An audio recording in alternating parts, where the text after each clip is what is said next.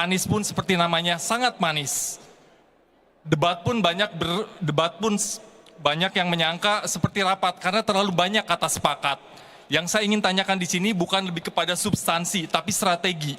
Mengapa Pak Anies debat kali ini sangat bermain manis? Bahkan ada sesi tema saat pendidikan. Kalau kita melihat perjalanan debat, Pak Anies seringkali tidak bisa dipungkiri Pak Anies selalu bermain menyerang. Ketika ada sesi pendidikan mungkin ada waktunya juga, katakanlah Pak Anies menyerang dalam sesi pendidikan etika, itu tidak ada dalam Pak Anies kali ini. Langsung ke pertanyaannya aja. Langsung ke pertanyaannya ini aja. adalah bagian dari strategi Pak Anies jelang pemilihan yang hanya tinggal beberapa hari lagi? Terima kasih. Terima kasih. Ya, saya jawab.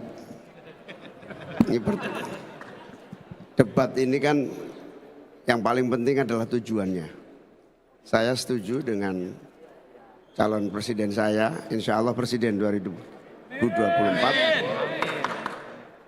Hasil perjalanan panjang hampir setahun ini, ketemu bersalaman dengan semua orang itu, kesimpulannya negara tidak boleh cuek, pemerintah tidak boleh abai, negara harus memberikan sebanyak-banyak kebutuhan rakyat terpenuhi sehingga negara tidak boleh berdagang, pemerintah tidak boleh berdagang dengan rakyatnya.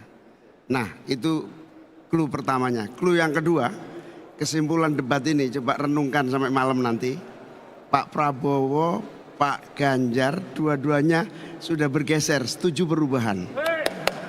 Coba renungkan aja nanti malam. Saya nggak ngarang ini. Lihat setiap elemen kalimat yang muncul di akhir ditanya jawab dan di akhir kesimpulan, kami merasa sangat berhasil karena pada dasarnya Pak Ganjar maupun Pak Anies sampai telok dewe itu setuju perubahan. Itu. Yang ketiga, kita bersyukur Mas Anies hari ini mengeksplor semua kebutuhan mendesak kita apa? Pemerintahan yang welas asih, pemerintahan yang memberi jawaban atas persoalan, pemerintahan yang tidak mengabaikan problem yang dihadapi rakyat. Itu tujuan utamanya. Kalau soal selepet-selepetan saya kira bukan tujuan. Itu hanya ya gimmick saja. Baik, terima kasih Gus Imin. Kita masih punya satu pertanyaan lagi. TV penyelenggara. 3 menit. Izin Pak, Kezia dari TV One. Menurut Bapak, apa pendapat Bapak mengenai kekurangan tenaga kesehatan yang ada di daerah-daerah saat ini dan bagaimana mengatasinya?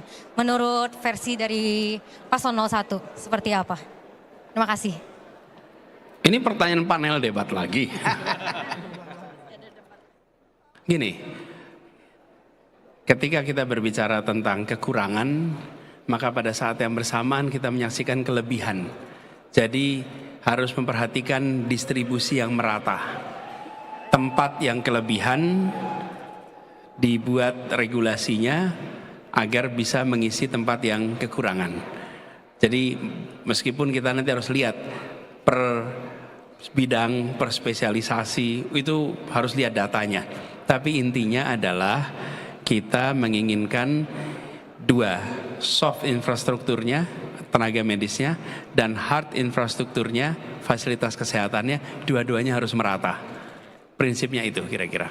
Dan kami tadi sampaikan bahwa kita ingin rakyat Indonesia menyaksikan gagasan yang dibawa.